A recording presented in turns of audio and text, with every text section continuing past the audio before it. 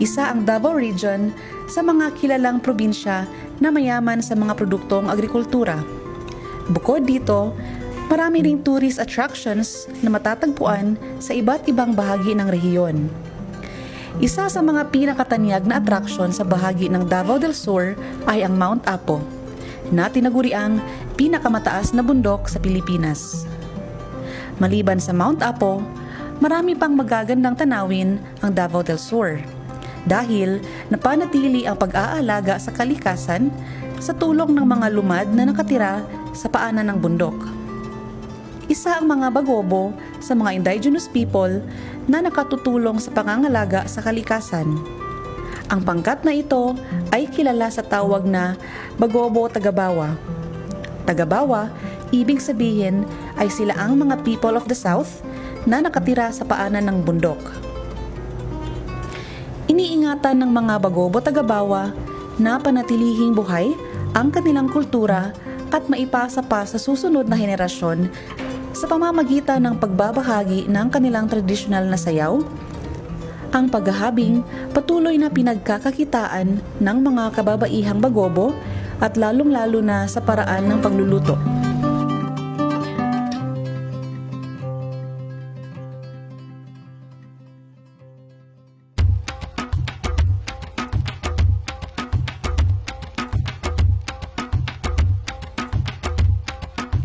Madigar lo, hasta madigar mapon at niyo gangon. Ako di ay si Matanam Ernido Ayok, usa ka Bagobo Tagabawa dinhi sa tiilan sa Mount Apo Ancestral Domain. Usa ka tribal leaders or tribal chieftain dinhi sa Barangay Tibulo.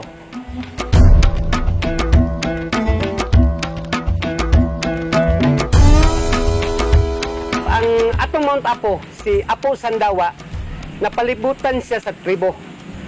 Dili lang Bagobo Tagabawa ang nipuyo dinhi. So sa pikas bungtod sa Kidapawan is dunay ubo. So diri sa Kalinan padulong sa Bukidnon, so doon na po yung mga ubo. So diri sa atubangan sa Mount Apo, gikan gyud sa among kanununuan kaliwatan, ang among namatnan dinhi is Bagobo Tagabawa gyud ang nipuyo.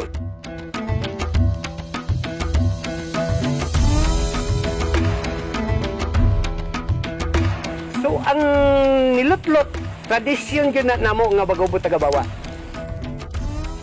Tanan nga mga activities or gitawag nato nga mga okasyon sa tribo festival, so dili mawala ang linutlot.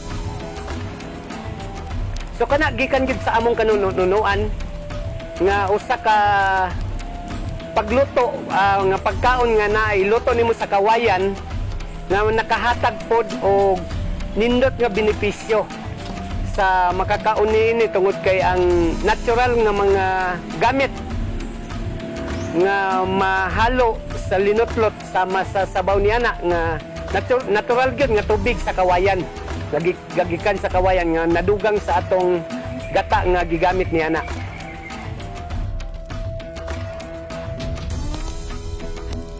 Gikan gyud ni siya sa lasang nga atong makuha nga ginagamit sa tribo. Usa na sa nakita namo nga taas ang kinabuhi sa tao katigulangan niana sa mga tribo sa una tungod kay kana gyud ang ilang ginagamit nga natural nga ginalutuan. Base sa among katigulangan, sama sa kawayan ang kinabuhi sa tao nga nagataas. So ingana pod ang mga tao nga makagamit or makakaon pinaagi sa kawayan linutlot.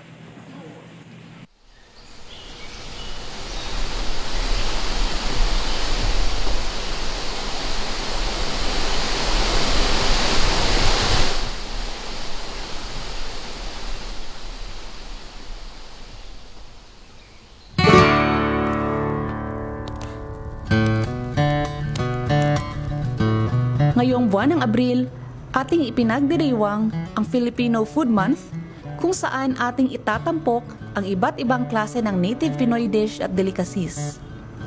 Una nating masasaksihan ang paggawa ng nilotlot na manok sa gata. Ito'y sinisimulan sa paghahanda ng mga pampalasa na gagamitin sa pagluto. Dahon ng sibuyas, bawang, atsal, luya, tanglad, at sangig o lemon basil. Pagkatapos haluin ang mga pampalasa sa tinadtad at natimplahang manok, ay lagyan ng asin para madagdagan ang lasa.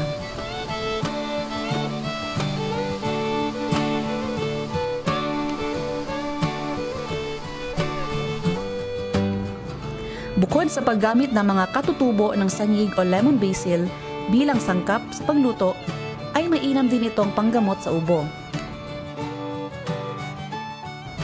Ngayon ay ilagay ang manok sa loob ng buho o kawayan.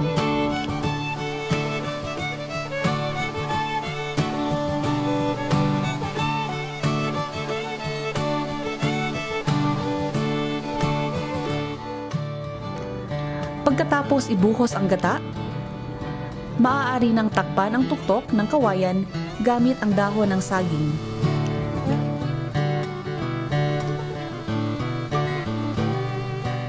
Isalang hanggang sa kumulo ang sabaw nito at mangitim ang katawan ng kawayan.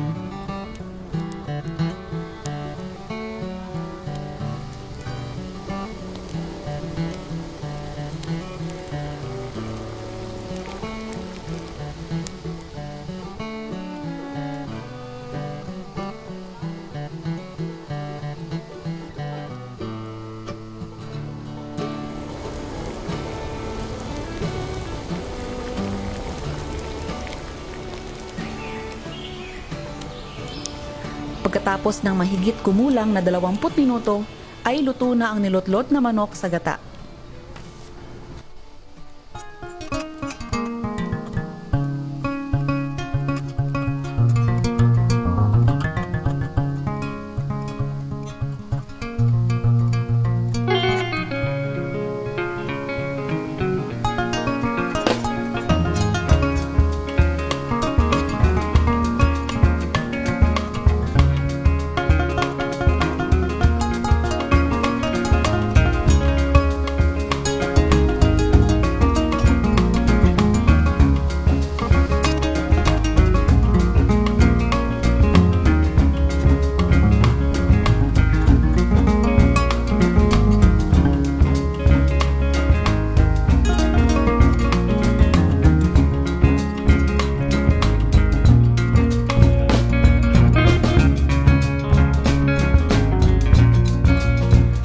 Maliban sa nilutlot na manok sa gata, mayroon ding inihandang ludang at talbos ng sayote salad na magsisilbing side dish ng nilutlot. Ang ludang ay gawa sa gabi, tuyo at gata. Sagana ito sa potassium, iron at fiber at nakatutulong din sa kalusugan ng puso at tiyan. Bukod pa rito, ang gabi ay maaaring kainin mula sa ugat hanggang sa dahon. Paghaluin ang mga pampalasa, tuyo, tinadtad na gabi, at ibuhos ang gata. Ito na may pakukuluan ng 10 minuto.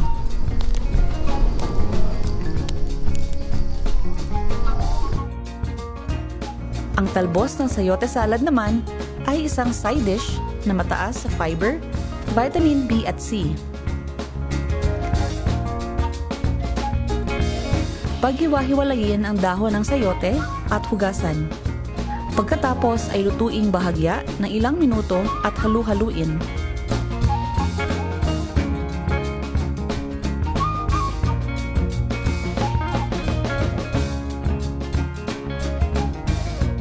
Sa isang mangkok, paghaluin ang talbos ng sayote kasama ang mga sangkap na pampalasa at lagyan ng asin, suka at kalamansi.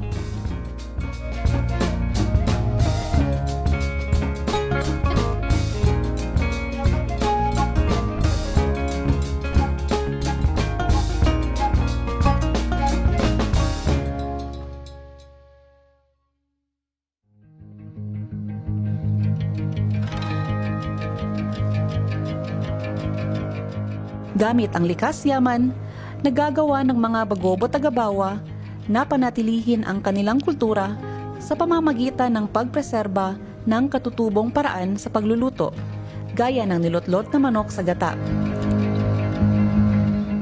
Patuloy na itinuturo sa mga bagong henerasyon ng tribo ang kanilang mga gawi upang mas mapangalagaan ang kanilang kultura at tradisyon sa paglipas ng panahon.